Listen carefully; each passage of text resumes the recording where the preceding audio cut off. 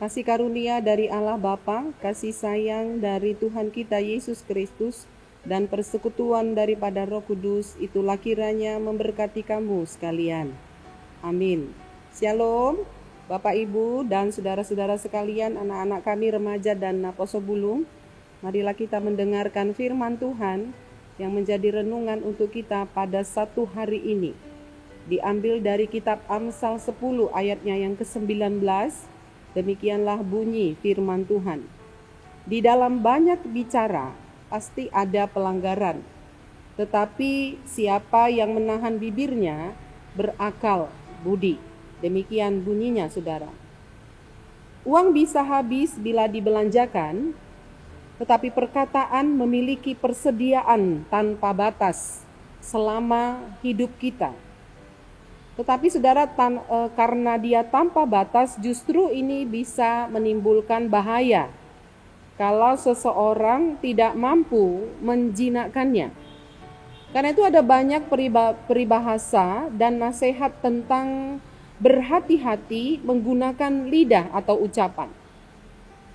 Salah satu alat tubuh yang diciptakan oleh Tuhan, tempatnya sangat sentral, dia dekat dengan wajah kita dan dekat dengan kepala kita. Karena itu Allah sangat menaruh perhatian pada alat tubuh yang satu ini.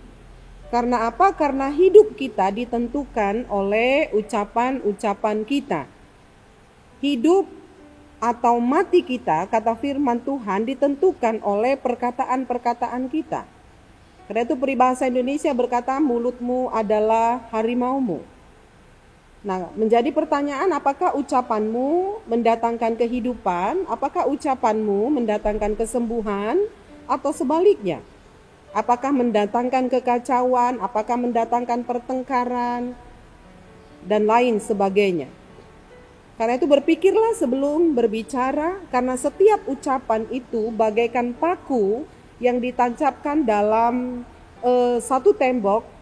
Kalau dia ditarik, membuat ada bekas. Karena itu setiap kata-kata, baik yang diucapkan dengan baik atau yang diucapkan dengan buruk, maka sulit untuk ditarik kembali.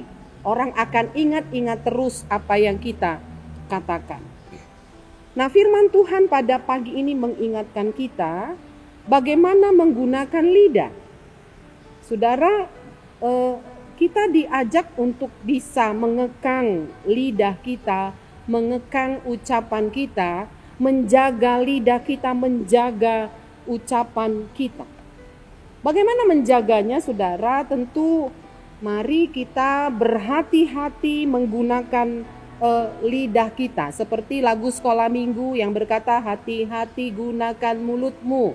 Hati-hati gunakan mulutmu, karena Bapa di surga selalu lihat ke bawah. Hati-hati gunakan mulutmu.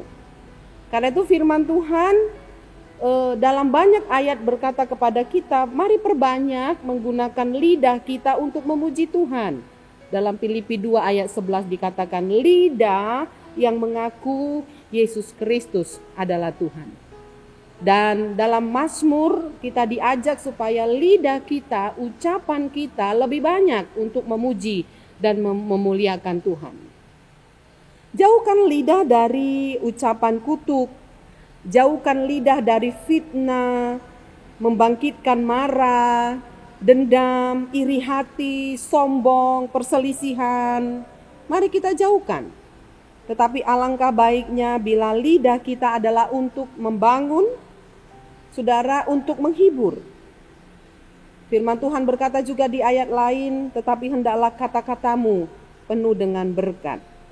Kata-katamu penuh dengan berkat bagimu sendiri, dengan memotivasi dirimu sendiri dengan ucapan-ucapan yang baik. Dengan mengatakan kepada diri sendiri, lewat firman Tuhan, mengatakan kepada diri sendiri supaya diri kita ini termotivasi untuk melakukan sesuatu yang baik.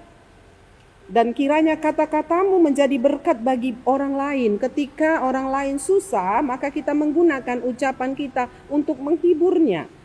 Ketika orang lain lemah, maka kita mengucapkan mengungkapkan kata-kata kita dengan menguatkannya.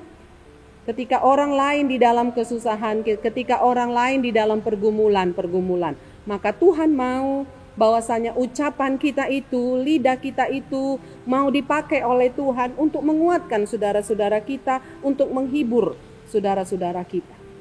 Saudara, saya pikir itu trik bagi kita untuk dapat menguasai lidah kita, supaya lidah kita itu keluar dari hasil akal budi. Kalau firman Tuhan berbicara hari ini, di dalam banyak bicara pasti ada pelanggaran, tetapi siapa yang menahan bibirnya akan berakal budi. Karena itu hati-hatilah menggunakan ucapan kita, supaya sebelum kita bicara maka kita berpikir dulu, apakah yang kita ucapkan itu sungguh berkenan kepada Tuhan, apakah yang kita ucapkan itu membangun, mendorong, apakah yang kita ucapkan itu membawa perpecahan di tengah-tengah persekutuan, apakah yang kita ucapkan itu benar, ataukah yang kita ucapkan itu memutarbalikkan fakta. Karena itu saudara, Allah melihat apa yang kita ucapkan.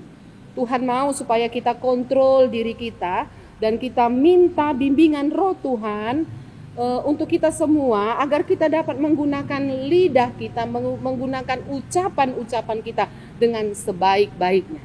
Firman Tuhan sungguh indah pada saat ini, di zaman yang modern ini, supaya kita hati-hati menggunakan ucapan kita, menggunakan lidah kita untuk kemuliaan bagi Tuhan, untuk menolong orang yang di dalam kelemahan.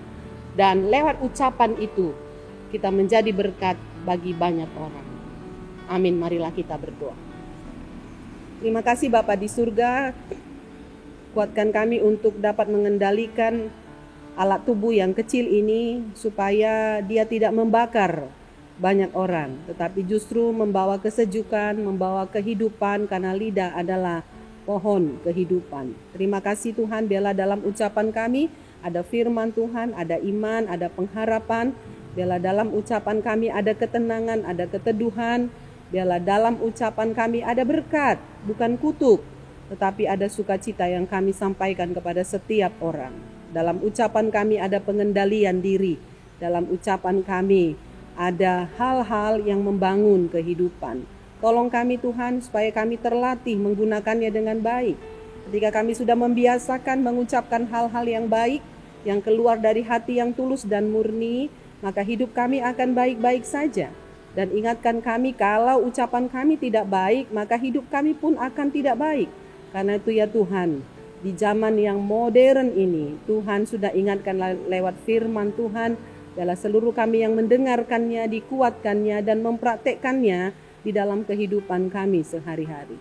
Berkati seluruh jemaat-Mu hari ini ketika akan memulai aktivitasnya Tuhan, biarlah dikuatkan, biarlah diteguhkan, dan pekerjaan apapun yang kami kerjakan biarlah itu sesuai dengan kehendak Tuhan. Dalam setiap aktivitas anak-anak Tuhan, mulai dari anak-anak yang terkecil hingga para lansia, biarlah seluruh aktivitas kami adalah meninggikan dan memuliakan Tuhan. Kalau ada orang yang sakit, Tuhan sembuhkan, yang berduka cita Tuhan hiburkan, yang di dalam kelemahan Tuhan kuatkan.